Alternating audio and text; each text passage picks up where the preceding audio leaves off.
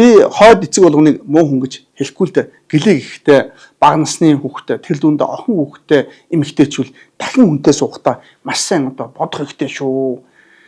Тухайлбал Хөвсгөл аймгийн бүрэн тогтох суманд хүн амны маш ноцтой хэрэг одоо гарсан шүү дээ. Тэ? Тус сумын харьяат 34 настай эм гэгч давар охин хоолойн тус газар нь 2 удаа хутгалж хөнөөгөөд тэгээд ууланд зүхтаж хараад бүгж явахдаа өөрийнхөө амнасыг одоо хороосон, өөрөөр боомлж амиа хорлсон ийм хэрэг гарцгаа байхгүй. Тэгээд энэ гэмтгийн золиос чинь хүүхдүүд тэр дундаа бага насны хүүхдүүд болж шít. Эцэг эхчүүд бид нар чинь энэ үр хүүхдээ хайрлж хамгаалах хэрэгтэй байгаа ёстой.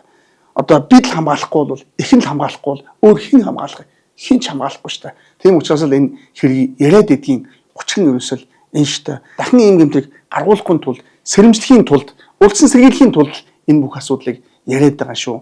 Миний хувьд бол хуульчийн хувьд, өмгөөлөгчийн хувьд эрүүгэн одоо маш олон хэрэг маргаанд орж исэн хүний хувьд криминологч эрдэмтнийхээ хувьд бол одоо урдсан сэргийлэх агуулгаар энэ зүйлийг одоо иргэдэд хандаж зөвлөгөө маягаар хэлээд байгаамаа.